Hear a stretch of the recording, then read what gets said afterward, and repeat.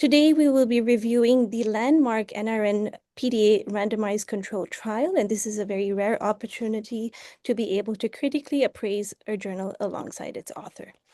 We begin with the background, and over the next several slides, I will walk you through what prior trials and meta-analysis have told us, and what the clinical landscape was that set the stage for the NRN trial.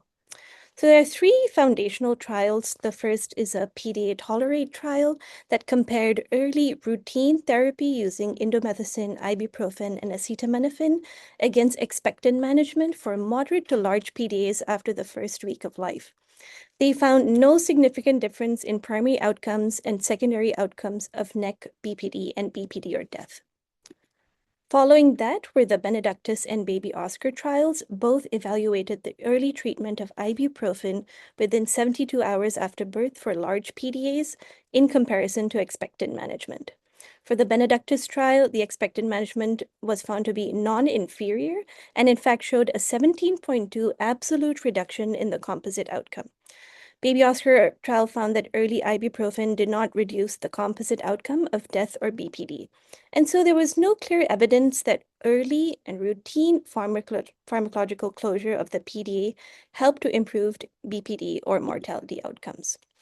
In December 2020, a Cochrane meta-analysis was published by Dr. Mitra and his colleagues.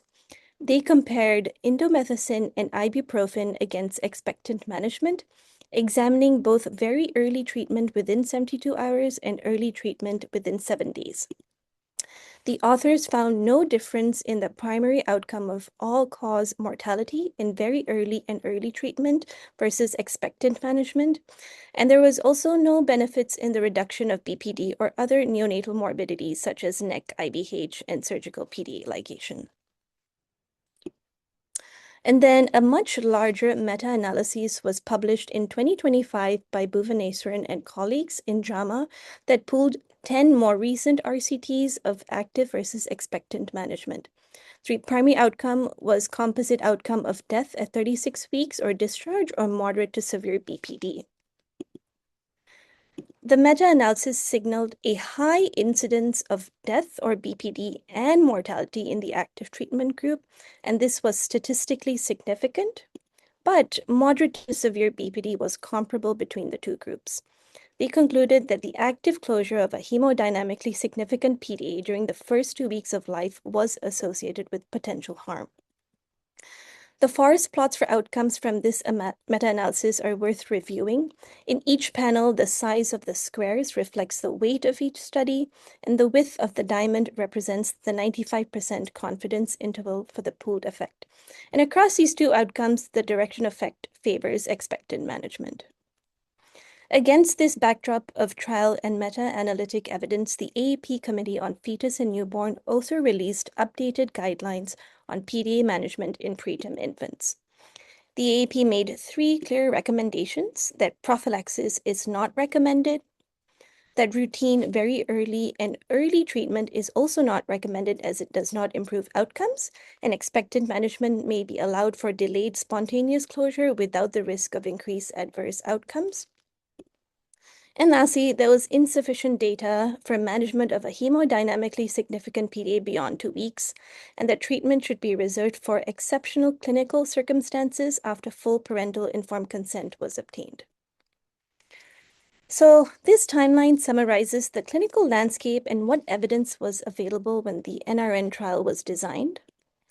So the data collection for the NRN trial began in 2018, but the primary available evidence was largely from the PDA Tolerate study and earlier Cochrane data. The Baby Oscar and Ductus trials were both undergoing data collection and were published much later. But Dr. Laughon, I have a question for you. I found out that this trial was actually many, many years in the making, even before 2018. What was the core clinical question that drove it, especially at a time when the management of the PDA was very different? That is a great question. And the initial trial was presented as a concept to the Neonatal Research Network in 2009. And the primary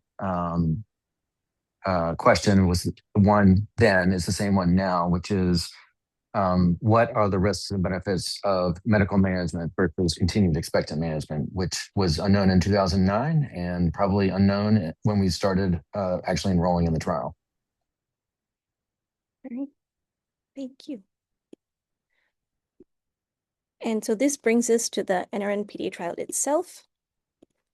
Using the CONCERT 2010 checklist, I will evaluate whether this randomized trial was reported in accordance with its criteria as I progress through my slides. And so yes, RCT was identified in the title.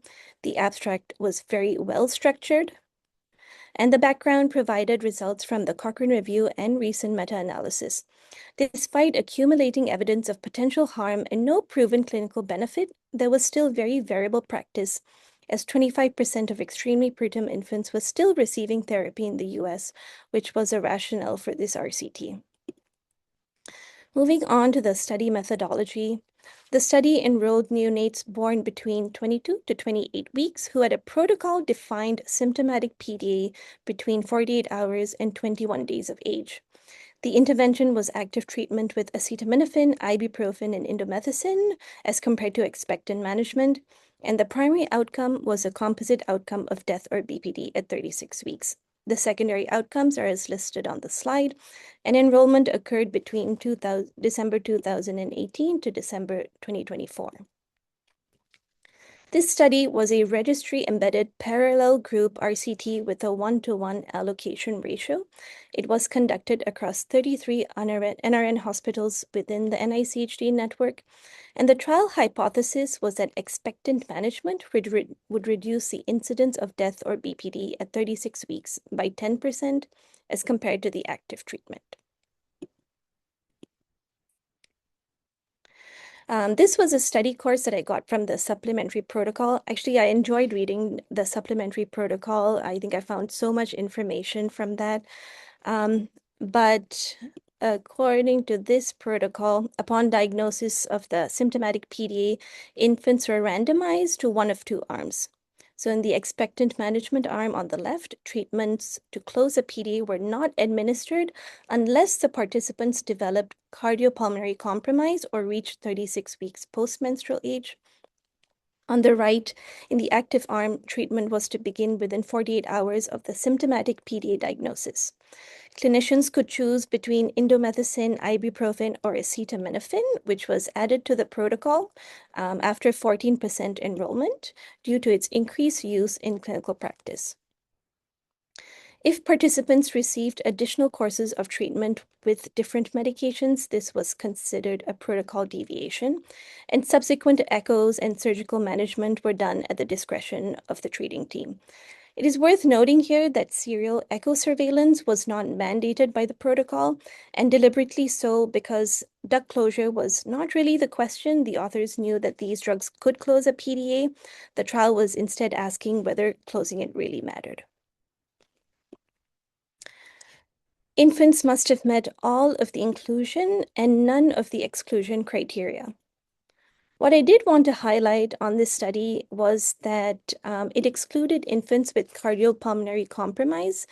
This was not an exclusion criteria in the 3 previous trials that I had mentioned.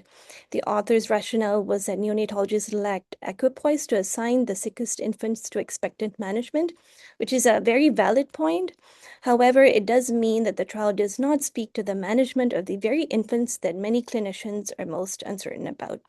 Dr. Long, could you maybe comment further on your decision to exclude these patients from this study?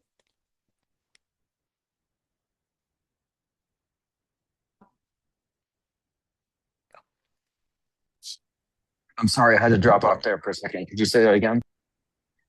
Could you comment further on your decision to exclude patients with cardiopulmonary compromise in this study? Oh yeah, so the reason for that was because we felt like there would be lack of equipoise in participants within the field, that the vast majority of individuals at the sites would provide.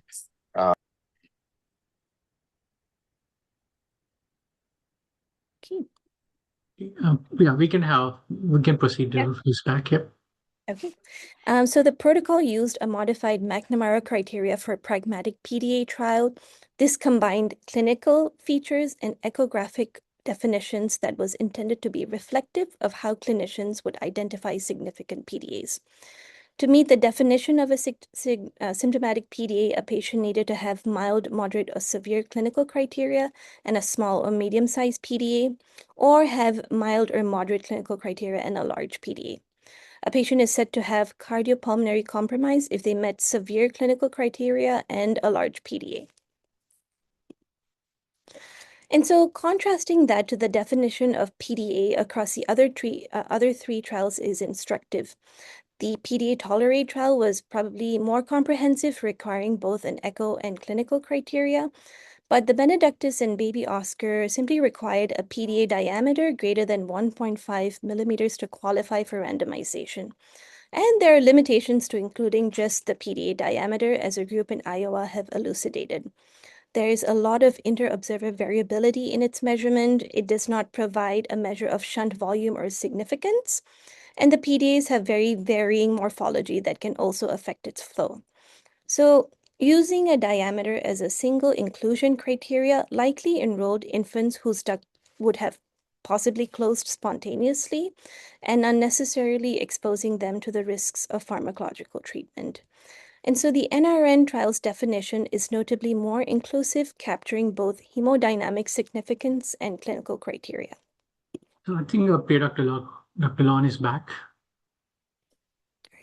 Yeah, I'm back. Sorry. Say the question again. Oh, no, Dr. I was just commenting about the NRN trial's definition of a symptomatic PD and how it was definitely more inclusive, capturing both hemodynamic significance of the PDA and clinical criteria. So we took Patrick McNamara's definition and modified it for protocol, because you have to have, when you write something into a protocol, it has to be one or the other. So it can't be any gray areas. So this will help right here.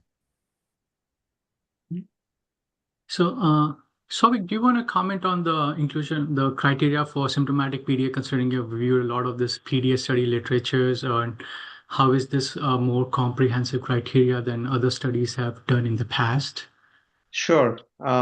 As Priya mentioned, I would first want to congratulate Dr. Lon and his group for coming up with this gradation of the severity, because that has been one big criticism of a lot of previous PDA trials, is that we are not paying enough attention to the degree of shunt volume.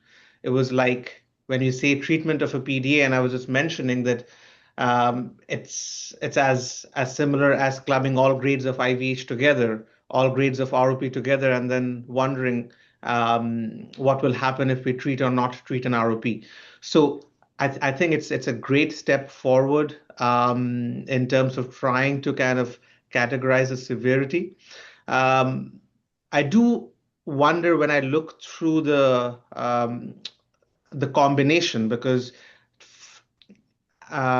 from a clinical perspective, if I use this criteria and apply the evidence to practice, a lot of babies with mild clinical criteria who have a small sized PDA, like a 1 millimeter PDA, none of no neonatologist would consider exposing those babies to any of the NSAIDs, given the current context, current evidence.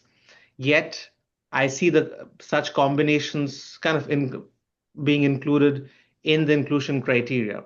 I was very curious, and I was kind of going through the supplement to see, was there evidence on the numbers of like how many of the mild with small PDA, mild with medium were actually included. But I was wondering if Dr. Long could comment on that, because from a clinical perspective, a lot of the babies with mild and small, mild and medium would probably not be treated in our regular clinical practice.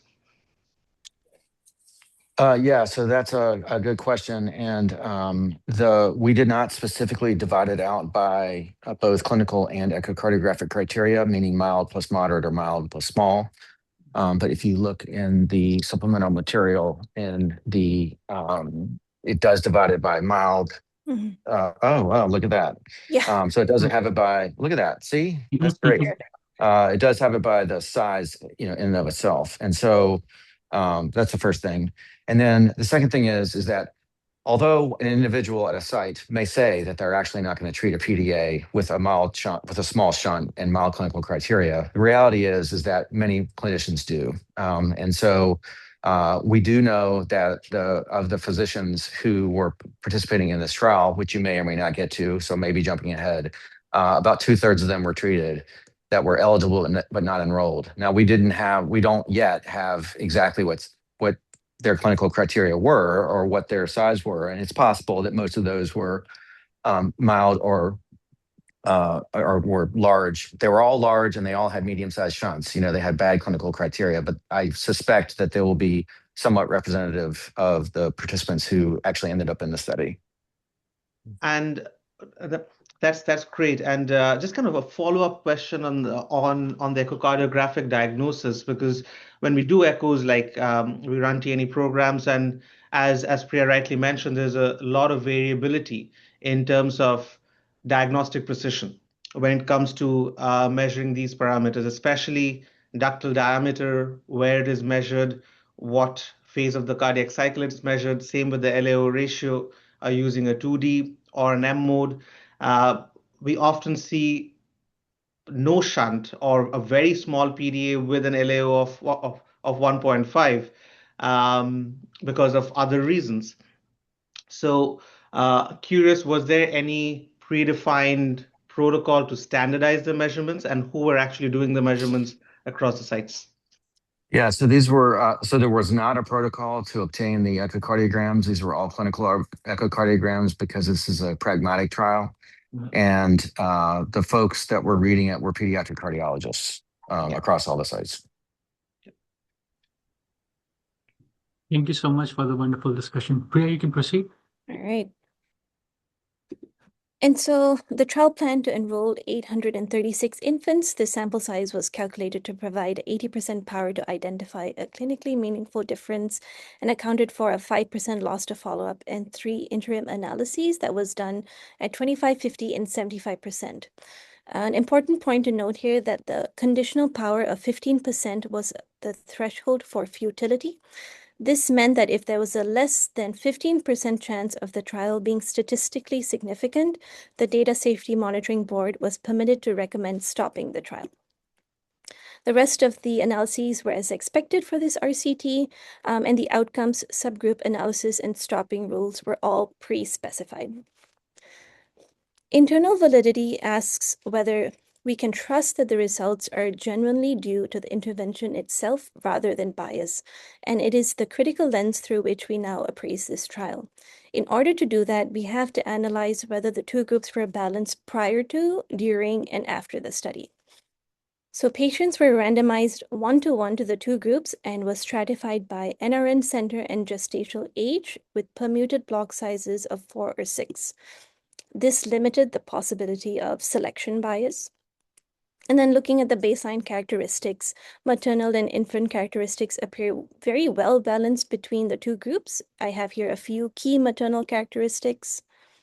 And then for infants, the most important ones were the sex, gestational age, birth weight, and modes of respiratory support that was pretty comparable between the two groups. One thing to note here is that the postnatal day at randomization were the same in both groups, which was day 10. And then, as I'd shown before, here were the size of the PDA shunts and clinical PDA criteria.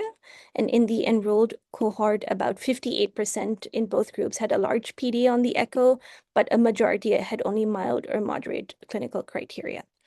So this confirms that the randomization worked as intended and gives us confidence that any difference in the outcome was not attributable to baseline imbalances.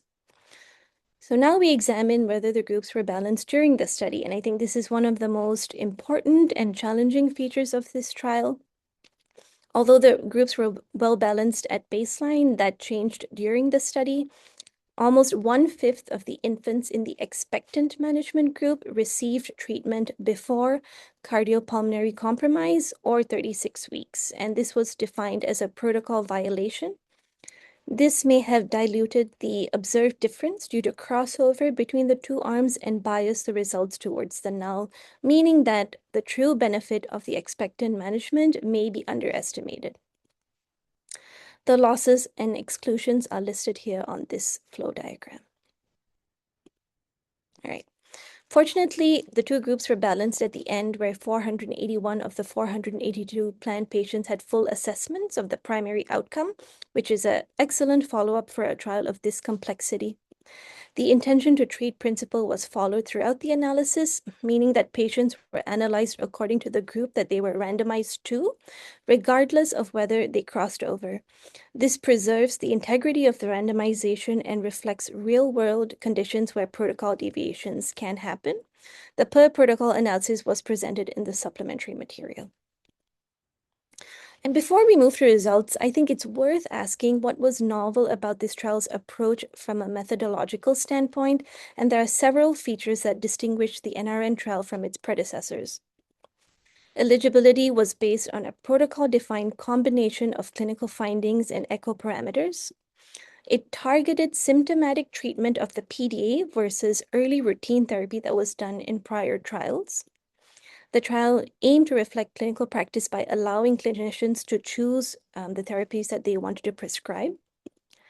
The randomization window was from 48 hours all the way up to 21 days of age, and this built on prior trials that enrolled infants before 72 hours, where spontaneous closure is likely, and evaluated whether a more selective approach to enrolling infants at later time points would show different results. And it is very commendable that the hypothesis was that the expectant management would be superior, especially at a time when clinicians perceived PDA management very differently. Unfortunately, the trial was halted by the NICHD for two reasons. First, the conditional power for the primary outcome was well below the 15% futility threshold. They calculated that there was a only 2% chance that the remaining enrollment could produce a statistically significant difference in death or BPD between the two groups. And second, and more importantly, there was a significant safety concern, as a data safety monitoring board found that there was a high mortality in one of the groups.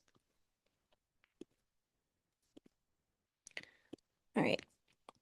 All the results provided were adjusted for trial center and gestational age. The adjusted risk difference and adjusted relative risks with p-values for primary and all secondary outcomes were also given, and they also provided the pre-specified subgroup analysis. So when we look at the primary composite outcome of death or BPD, it was pretty similar between the two groups. The difference was not statistically significant with an adjusted risk difference of 1.2% and a p-value of 0.73. The results were also similar across all pre-specified subgroups, and when the analysis was restricted to only those patients who followed the assigned treatment protocol or per protocol analysis, the results remain consistent.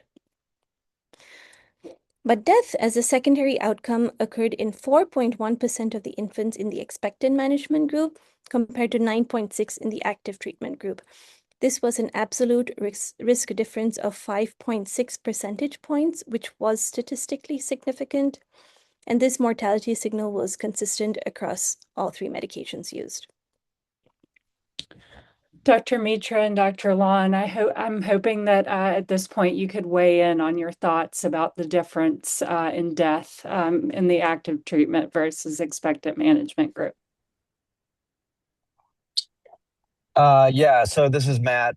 So I would say that we're not 100% sure exactly why there is a difference between the groups in mortality. Certainly there are some things that you could suppose.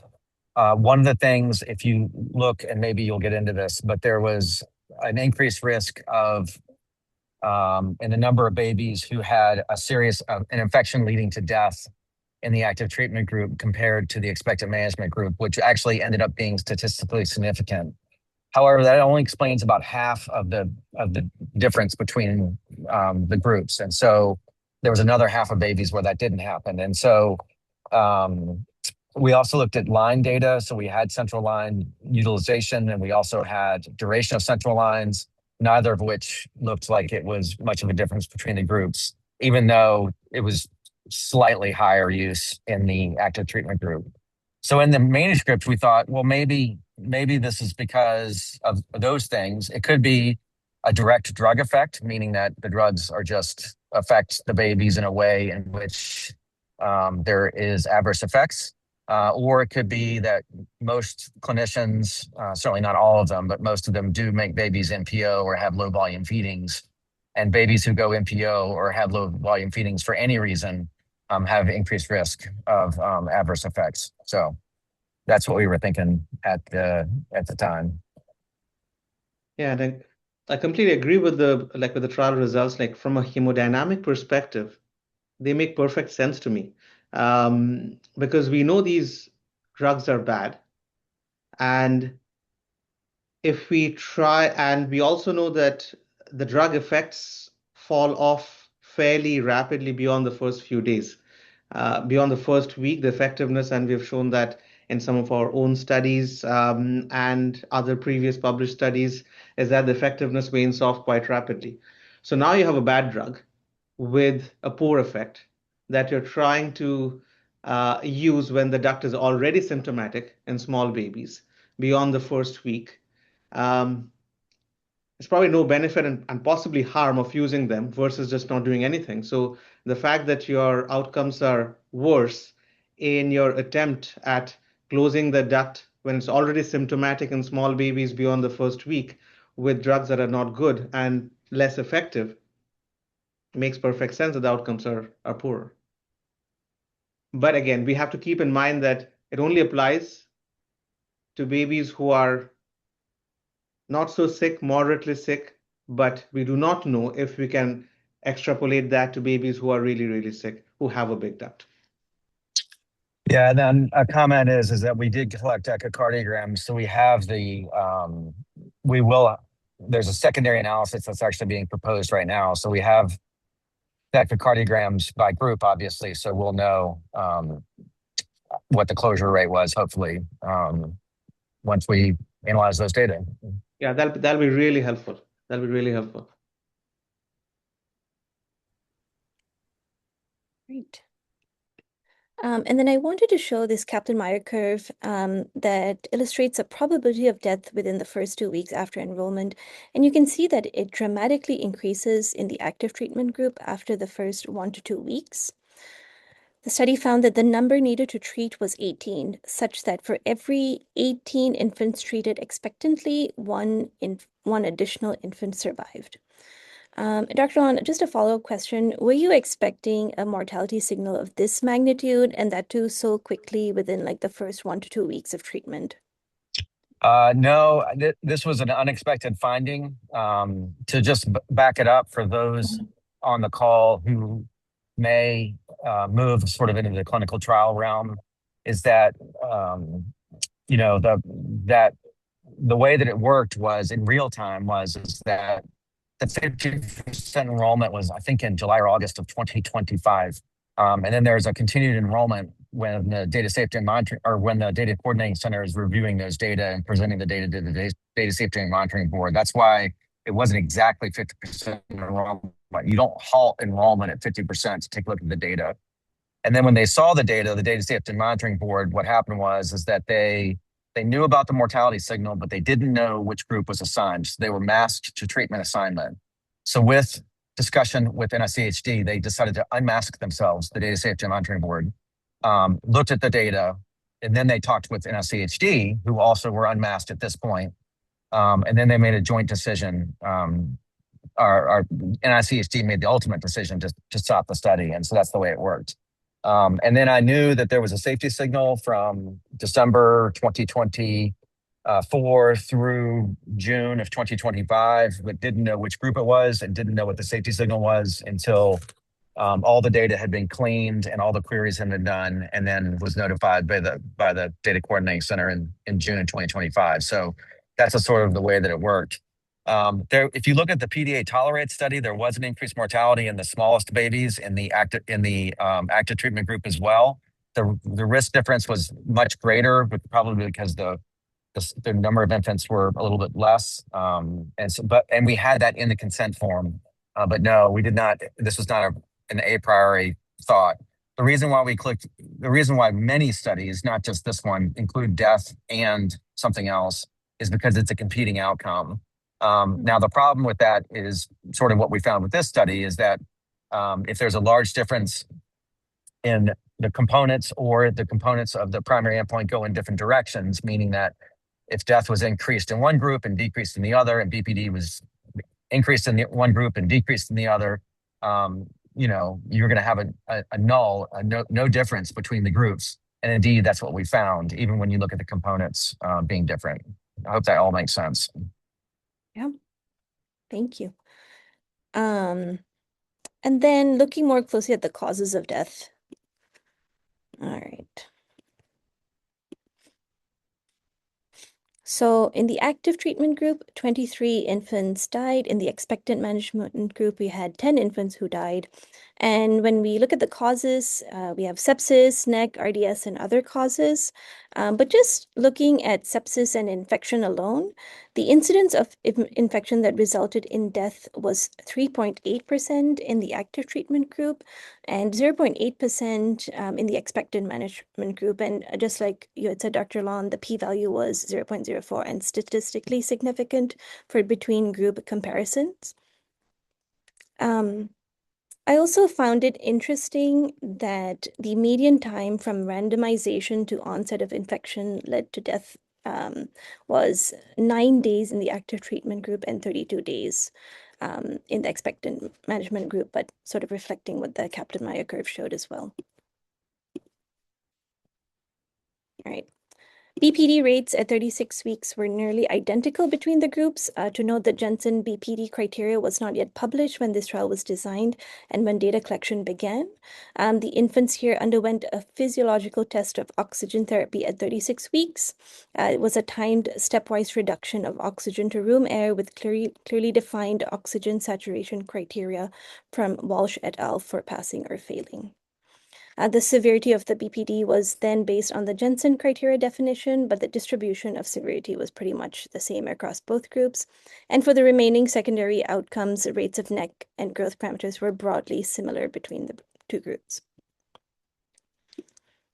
And so to reiterate the key findings, I think the NRN trial demonstrated no reduction in the composite outcome of death or BPD with active pharmacological treatment, and the results were similar across gestational age, sex, clinical criteria, and PDA size, and following per protocol analysis. These are pretty similar to the findings in the baby Oscar and Beta Ductus trials as well. Active treatment more than doubled the risk of death. This was consistent with point estimates in the 3 prior trials, but the Vythinathan meta-analysis did achieve statistical significance having included these trials. The excess mortality appears to be driven at least in part by infection and sepsis. And again, Dr. Lon, you had mentioned the possible theories as to why that may be. And I also wanted to mention that 2/3 of the eligible non-enrolled infants received treatment during the trial period, which again goes to show the deeply entrenched prescribing practices. The NRN trial had several important strengths. As a large multi-center trial across 33 NRN hospitals, it has broad institutional diversity. The enrollment window of 48 hours to 21 days is a major strength with a median age of randomization in both groups at 10 days. This is reflective of practice among clinicians who may defer PDA screening until symptoms develop. The baby Oscar and Beta Ductus trials are more applicable to clinicians who screen and treat infants before symptoms develop. And lastly, allowing the use of different medications speak to the heterogeneity of current clinical practice. With regards to limitations, the trial was halted and may have been underpowered for rare secondary outcomes like NEC. The open label design is an inherent limitation for a trial of this nature, given the need to monitor for adverse drug side effects. However, this could have introduced performance bias as clinicians may manage interventions very differently based on known treatment allocation. And the high crossover rate meant that the true benefit of expectant management may be underestimated. And I think the open label design probably contributed to this. The per protocol analysis reportedly shows similar results, which is reassuring but doesn't eliminate the bias completely. And just to compare, the crossover rate in the baby Oscar and Benedictus trials were less than 3 and less than 1%, respectively. So, Souvik, do you want to comment on the crossover rate and how they would have affected the generalizability of this trial? Yeah, I know that there's a lot of talk about crossover rate and how that could affect generalizability. I'm not too worried about the crossover rate because in these small babies, if you are treating, if they cross over and you're treating late, um, it is not that you are gaining any benefit at that point. And as Priya mentioned, that you're probably exposing babies to the side effects of the medication, which would pull the results towards the null, and not away from it. So, um, in a design like this, in a pragmatic design like this, with a comparative effectiveness, trying to mimic real world practice, I think it's important to see what happens in the real world. So to me, the way, as I mentioned, the way like what I take away from this is for folks who do not screen early and want to treat symptomatic PDA, and you are thinking whether I would jump on treating a symptomatic PDA just beyond the first week into the second week or wait a little bit longer, and wait as long as possible and then consider treatment. This trial, and without considering the sickest babies, this trial is a perfect evidence for them to follow. It clearly shows that if you've made a conscious decision not to screen and wait for symptoms to come up in moderately symptomatic babies, with a moderate large volume shunt, then there's no point trying to treat them in that second week. Might as well wait as long as possible. So in that way, the crossover doesn't really make much of a difference from a clinical perspective from my end. Yeah, great point, Souvik. Yeah, this is Matt. So just a comment that the crossover rate in this trial, and I just want to reiterate it, is that we've probably underestimated the effect of the expectant management, meaning that if the clinicians at the sites had been able to follow the protocol, then it's possible that the mortality difference would be even greater. So I want to make sure that all the trainees on the call understand that. So I'll say it again, because of the crossover, because some of the babies got the drug or one of the drugs, the chances are much more likely than not that we would see a greater difference in mortality. And so that's the first thing. And then the second thing I would say about the clinical practice and screening and things like that is that there have been the Benedictus and Baby Oscar and PDA Tolerate were screening trials, and whatever criteria they use to enroll their participants, if one wants to screen, there needs to be different criteria than those, because clearly the way that they treated the babies in those studies did not improve outcomes either. And so I'll leave it at that. Yeah. And I do agree with Dr. Lon on that. And I was kind of coming to the screening part of things, that if you compare that to the baby Oscar and Benedictus, one could say that, hey, look, there's no difference if we screen and treat early or we wait for symptoms to rise. So just get rid of both. But these two are methodologically different studies. This study had a more stringent gradation of the shunt volume, but you're targeting symptomatic deaths. While the baby Oscar and Benedictus, where yes, there were early screening trials, but solely based on the PDA size, which again combines shunts of all volumes together. So as Dr. Lon rightly mentioned, that if someone wants to follow the approach of screen and treat early, then clearly the baby Oscar and Benedictus way of screen and treat early is not the way to go.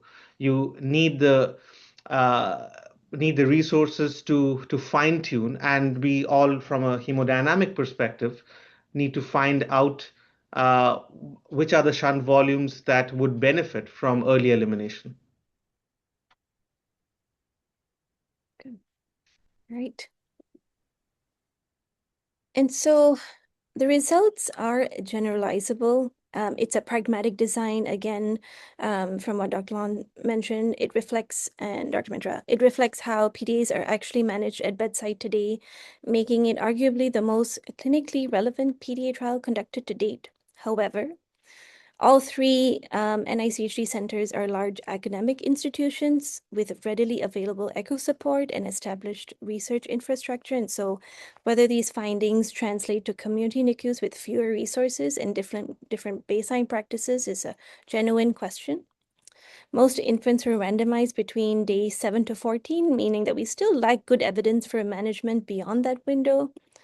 And additionally, the exclusion of infants with cardiopulmonary compromise, the very patients that many clinicians feel most compelled to treat, was not included. And so this created a gap in the evidence.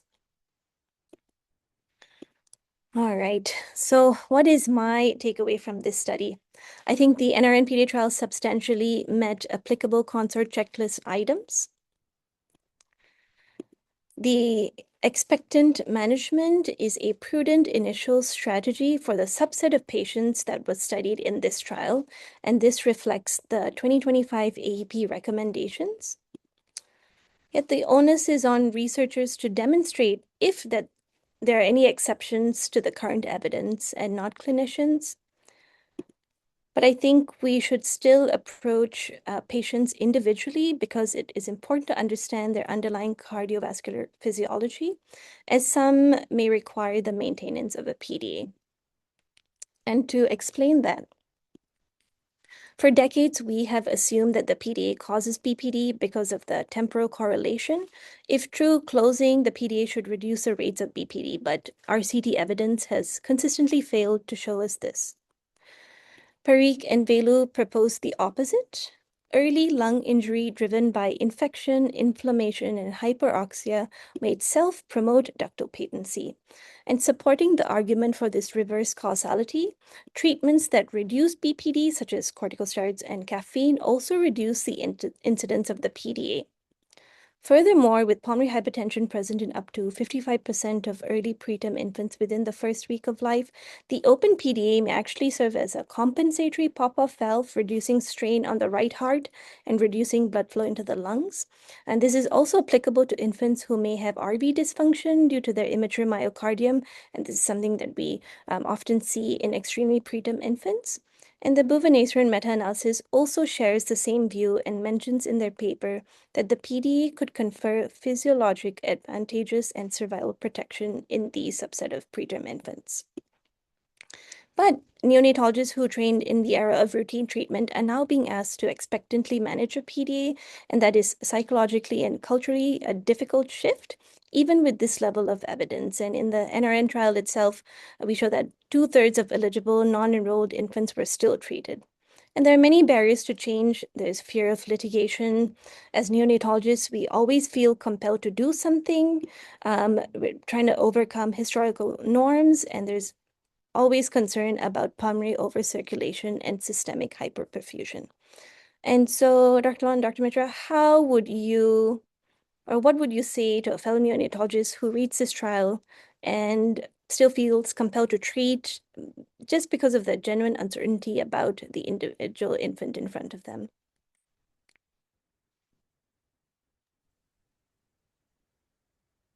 Well, I can probably start off with my views. I don't know. There's a poll that has come up on my screen. Is that for the It's for the audience, so we can go ahead.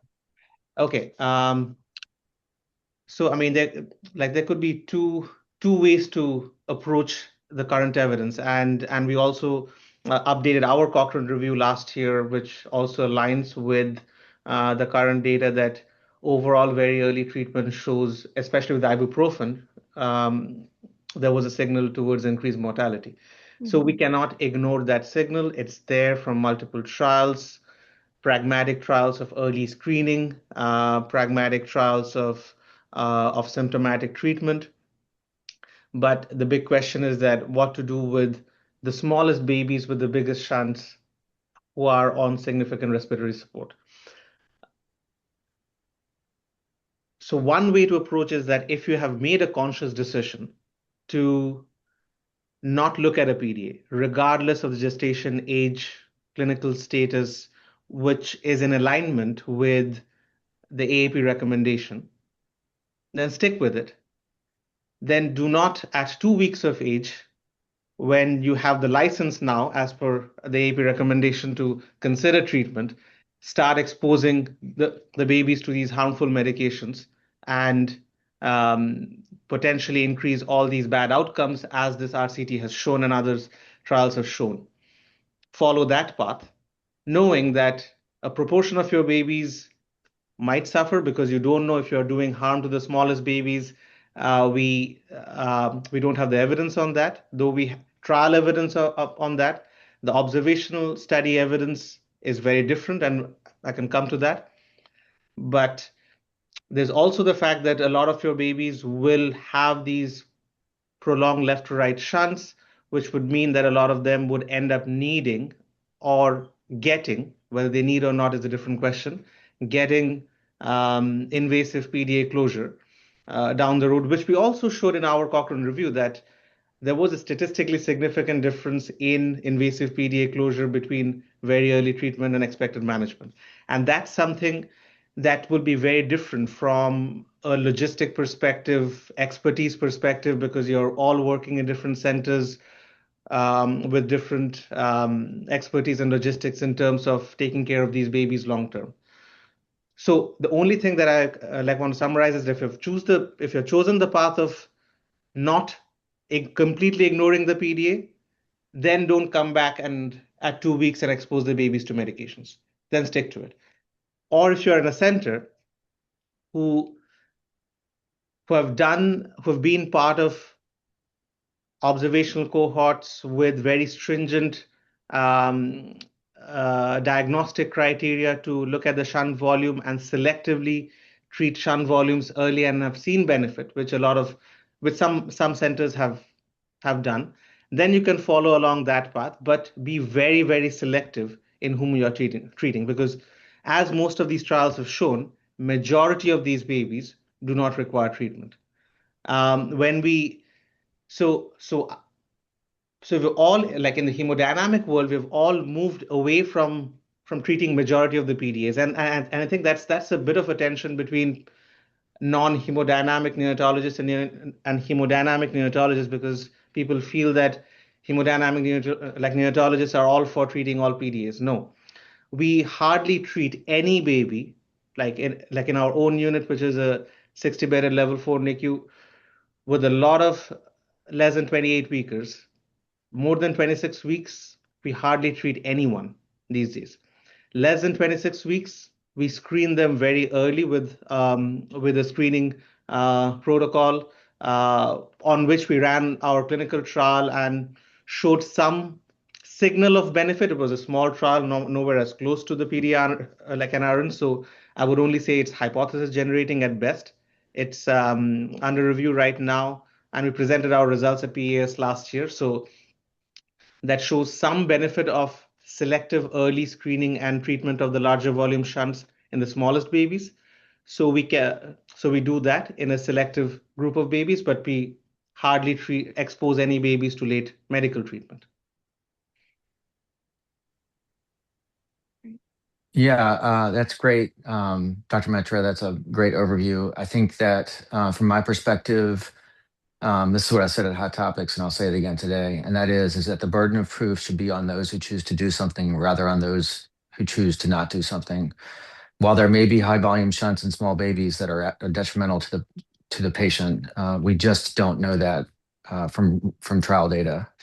And so I think that the next study or series of studies could be to enroll participants with hemodynamic compromise, however defined. We chose one definition for our study and randomized them to expectant management or treatment.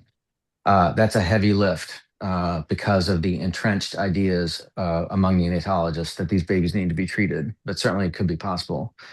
And then the other thing that I've already heard anecdotally, which when I say that, that means put your hands over your ears and don't listen. But anecdotally, I've heard is that since the medications were associated with side effects, the centers are moving straight towards cardiac catheterization. And as Nehal noted in his current opinion piece, which was very nice, I encourage you all to read it, that also has not been proven by trials to improve outcomes. And so the pivotal trial, I was actually talking to Carl Backus earlier today, who's the PI for that study. That will help us. It will move the needle some. That's a trial of cardiac catheterization versus continued medical management without the intention of closing the ductus.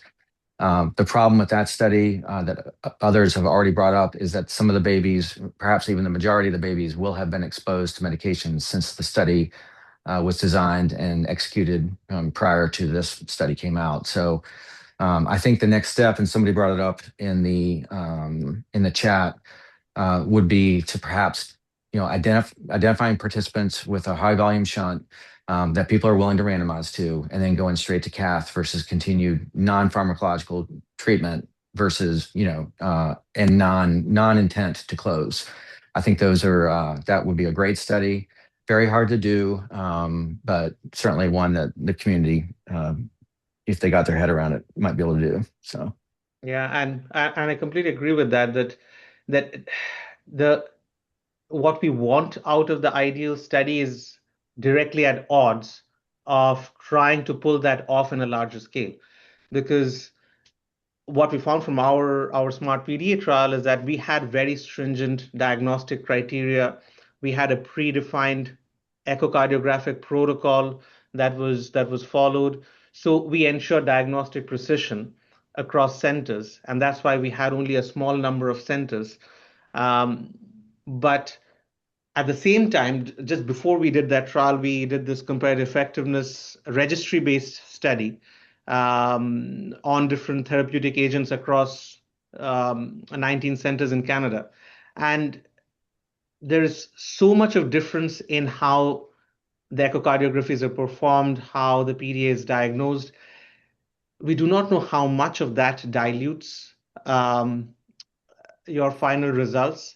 So in order to do a trial where we define a high volume shunt with precision in a select population and then target shunt elimination with whatever strategy we choose, you could probably do that in 5, 6, 7 centers in a smaller trial, maybe do that over a longer period. But if you're trying to pull off what Dr. Lon pulled off in this wonderfully done large trial with multiple centers, it becomes increasingly difficult.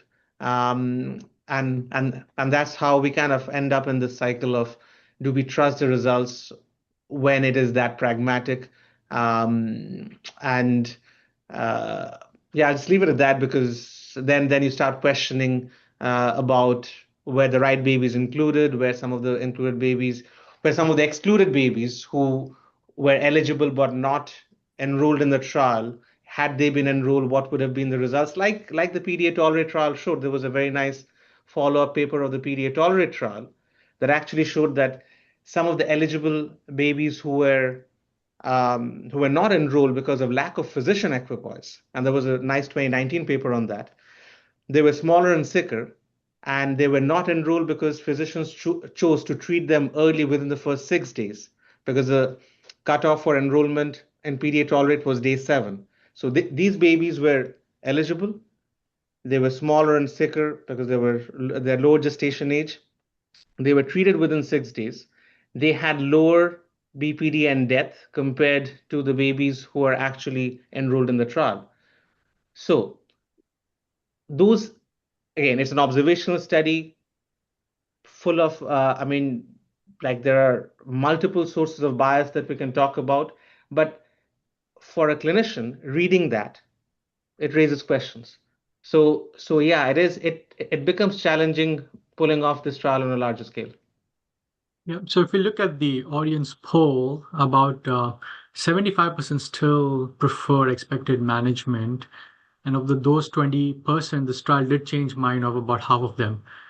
But everyone kind of agrees that probably there is a more stricter trial with the right, as Souvik you brought up, is needed, but the problem with it, which you rightly pointed out, is going to be so selective and so expensive and so long to run that it may be, another 50 years till we find this answer to it. But there's always something to do for our future trainees in the audience. There's always some questions about PDA to be answered in that point.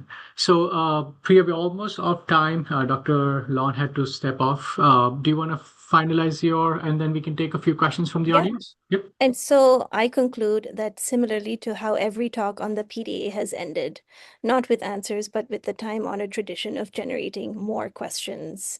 I leave it to Dr. Lon and Dr. Mitra to answer any other questions that the audience must have. These were some of the questions that I had, and they have also answered. And that's about it. Thank you to the speakers, my site mentor, Dr. Parikh, and the section on neonatal and perinatal medicine for this opportunity to present.